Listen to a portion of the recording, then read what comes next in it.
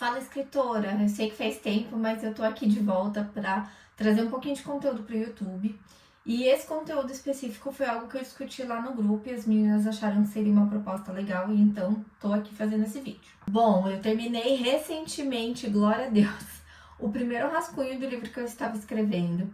E para mim esse é a parte mais importante da escrita, né? E eu pensei comigo, poxa, eu sempre tenho muita vontade de tentar trazer algo mais prático para as meninas lá do grupo, para o Fala Escritora, justamente porque eu acho que teoria por teoria acaba sendo coisa que a gente não consegue aplicar. Mas tudo que a gente aprende a partir de um exemplo, a partir de algo que é visivelmente aplicado por alguém, eu acho que torna mais fácil da compreensão e inclusive de absorver e se lembrar daquilo, né? Porque muitas vezes você vai estar vendo esse vídeo agora e não tá no seu momento de escrita, não tá escrevendo nada, ou não tá trabalhando em nada nesse momento. E de repente você consegue de fato fixar o que a gente vai falar aqui para usar depois. Bom, eu preciso explicar para vocês antes de tudo como que é o meu processo de escrever, porque o meu processo pode ser diferente do seu e na verdade eu acho que ninguém tem um processo igual ao outro, é tudo muito específico, embora tenha alguns pontos que a gente consiga aí se identificar, né? Eu acho que o processo de cada um ele é muito pessoal mesmo. E isso é importante que você tenha em mente na hora que você está aprendendo uma técnica, na hora que você está estudando sobre como estruturar uma história, para que esses aprendizados não atrapalhem o teu processo, que é só seu e ninguém tem que te dizer como escrever a sua história. Para mim sempre funciona dessa forma. Eu tenho a ideia, eu começo a escrever e aí eu escrevo até ter uma história completa com começo, meio e fim, para depois pensar nos detalhes, para depois pensar na estrutura, para depois olhar para a história de uma maneira mais técnica mesmo. Tem gente que não, tem gente que anota tudo que vai ter na história, né? Literalmente faz ali a estrutura da história, muitas vezes capítulo a capítulo ou até mesmo cena a cena, e só senta para escrever a hora que sabe tintim por tintim do que vai acontecer na história. Isso não funciona para mim, tá? E se isso funciona para você, talvez o processo que eu vou mostrar aqui não faz tanto sentido, mas eu acho que nada é perdido, tudo pode ser aproveitado. Então, fica aqui comigo. Essa história específica que eu vou chamar o tempo todo aqui da história de Miles e Dana, porque eu não conto o título para ninguém até o momento do lançamento do livro, né? Quem acompanha os meus livros sabe disso, então nós vamos chamar de Miles e Dana. Quando eu tive a ideia dessa história, foi lá em 2022, eu assisti um filme, eu vi uma cena no filme, e a partir daquela cena eu peguei para mim o seguinte: vou escrever uma história com um quarterback, jogador de futebol americano, em Harvard. Era isso. E a primeira cena que eu escrevi era uma cena que eles estavam juntos estudando e virava maço, né? Pra mim, que gosto de escrever romance, que as minhas histórias são embasadas nas histórias de amor dos meus personagens, o que sempre vai me motivar a escrever é eu escrever eles se pegando. Isso pra mim é assim, é a coisa que mais me inspira, me instiga de começar, de querer continuar a história. Tanto que normalmente se eu travo numa parte ali que é mais da trama, da história, que tem um monte de problema acontecendo, às vezes eu preciso ir lá pra frente ou voltar pra trás e trabalhar numa cena de amor para que eu me mantenha motivada pra estar escrevendo. Com só isso, então eu comecei a escrever essa história, né? E por que eu tô contando isso? Porque essa é uma história que vocês vão ouvir aqui no decorrer desses vídeos um pouco sobre os detalhes que vai ter na trama. Eu vou tentar não dar muito spoiler, porque eu sei que eu tenho um leitor aqui também no meio, né? Mas eu vou ter que falar um pouco sobre algumas nuances da trama, não vai ter como. E o que eu quero deixar bem claro pra vocês é que nesse momento em que eu tive a ideia e que eu comecei a escrever, eu não sabia de nada disso, não sabia de nada do que ia acontecer. Eu fui definindo isso depois. E é por isso que pra mim é tão importante sair derramando a história, para depois tentar olhar para os detalhes dela. Então, quando eu começo a escrever, eu não sei, muitas vezes eu não sei qual vai ser o plot, gente. Eu ainda não conheço os personagens, eu ainda não sei as histórias e as motivações e os defeitos deles. Então, tudo isso torna que a história precise acontecer primeiro dentro de mim, conforme ela vai sendo contada por eles, é meio que ao mesmo tempo, assim, né? Para que depois eu possa realmente olhar para ela. Tanto que em Miles e Dana, quais foram as principais mudanças que eu tive? Eu escrevi um rascunho quase que completo dessa história. Olhei pra ela e falei, não tá legal. Percebi no início do ano que o que eu queria era contar uma história onde o casal não ficasse junto tão rápido. Eu tenho essa característica em boa parte das minhas histórias, porque como eu falei, eu gosto da pegação.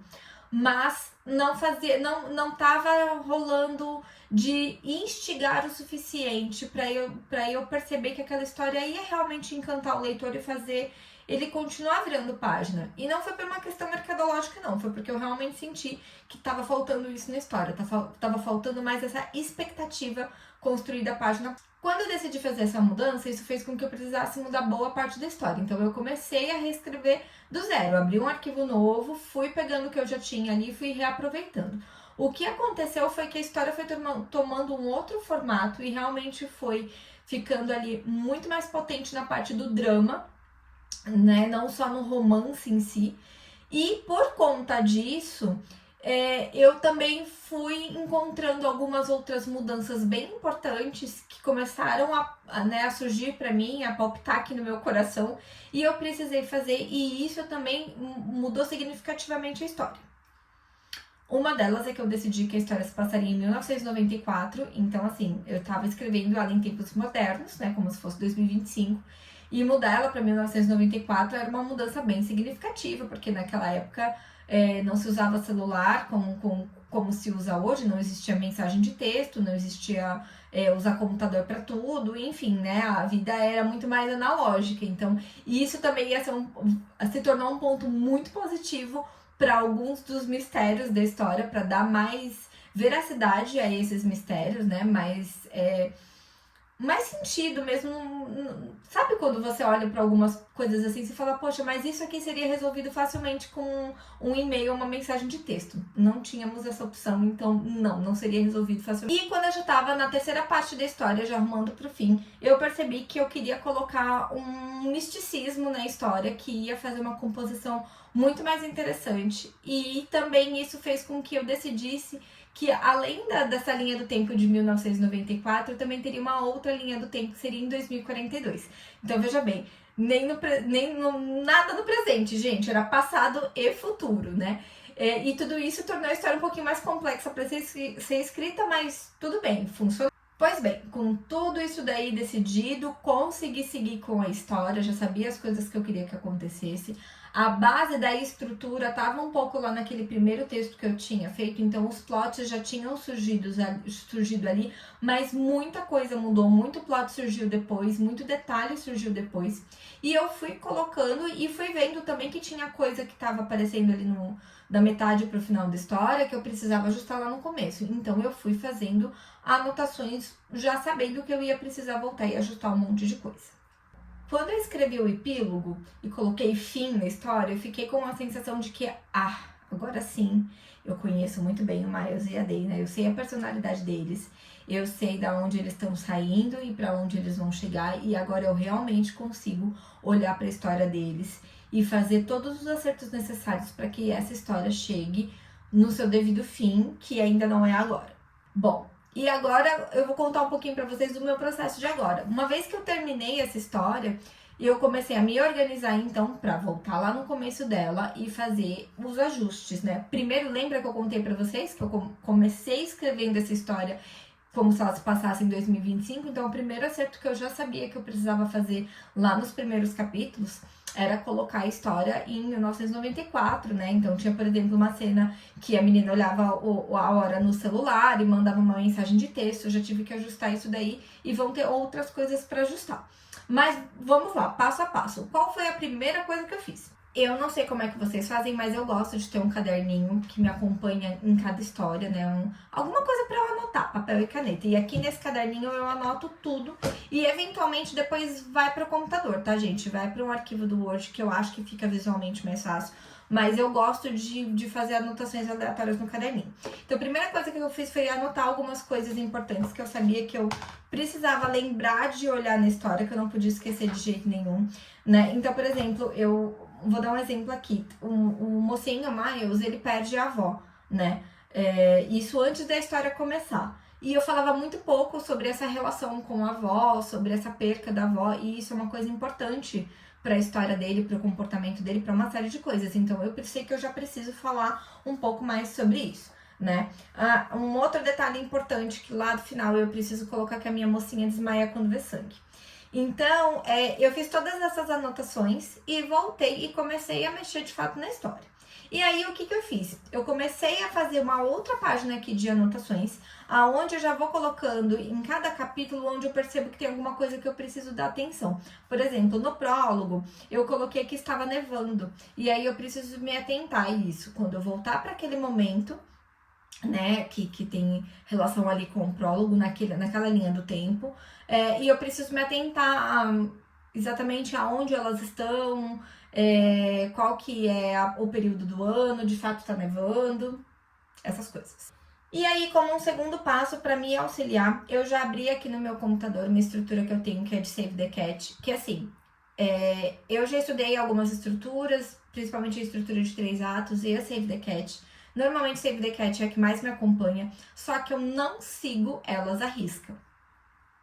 Então a minha dica sobre estrutura para vocês é: estudem estruturas, porque ela ajuda você a entender o que uma história precisa ter para estar estruturada e para ela fazer sentido com começo, meio e fim, e o que se gera de expectativa.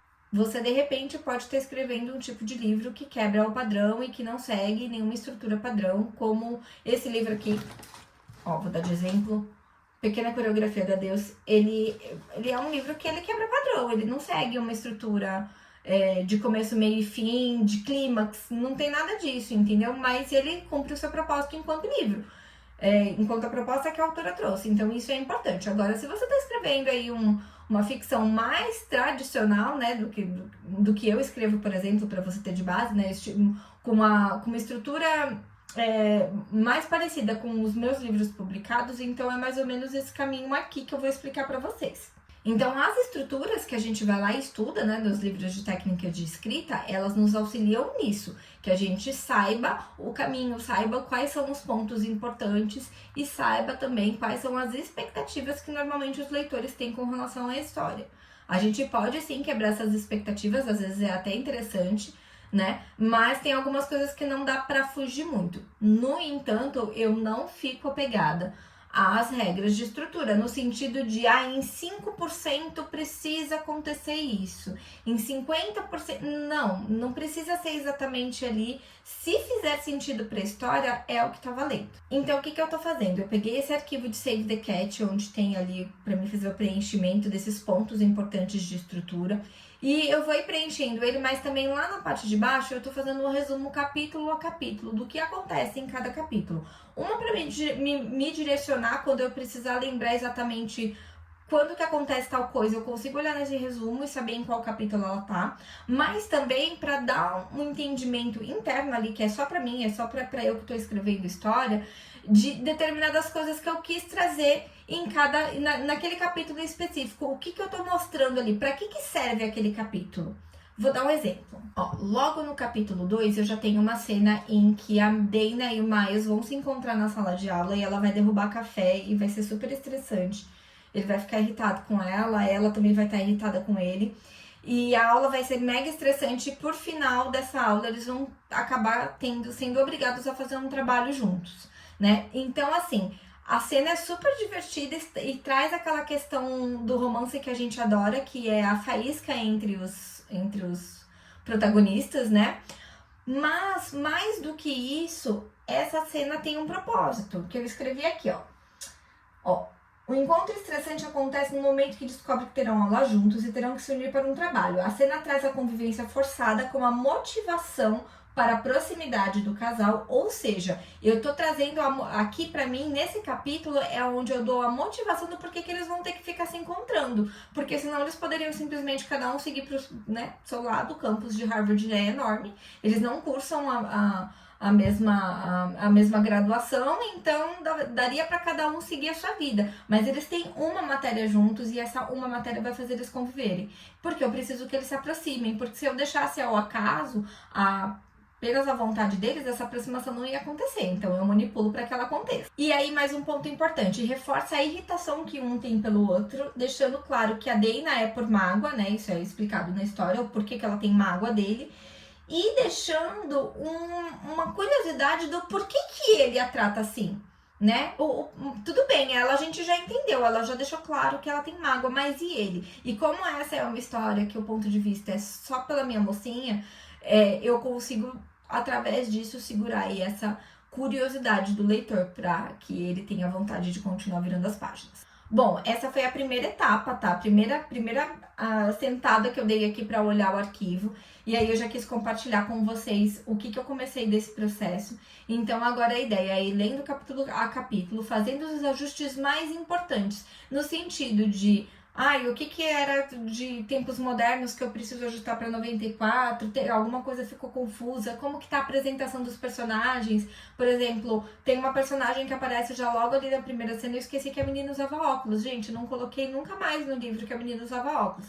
Então já anotei, né, essa informação e inclusive já vou ir a partir daí alimentando os meus arquivos, os meus demais arquivos relacionados a essa história, como ficha de personagem, como linha do tempo, também outra coisa importante que eu fiz, já defini certinho qual que é a data de nascimento dos meus personagens, porque a gente vai ter esses saltos no tempo, então eu preciso saber exatamente a idade que eles têm naquele período e tudo mais, tudo isso é muito importante para minha história, então também já estou fazendo essas anotações, e aí a partir daí eu vou ir seguindo para tentar estruturar essa história. E aí, qual que é o objetivo ao final disso? O objetivo ao final disso ter de fato uma história pronta, com começo, meio e fim, na qual depois que eu finalizar, vou dar um descanso para ela aí, talvez de algumas semanas, e aí vou retornar e dar mais uma lida, mais uma lapidada, no sentido de, poxa, eu quero dar mais emoção aqui, será que essa fala tá bem condizente com a personalidade do meu personagem? Enfim, deixar ela o mais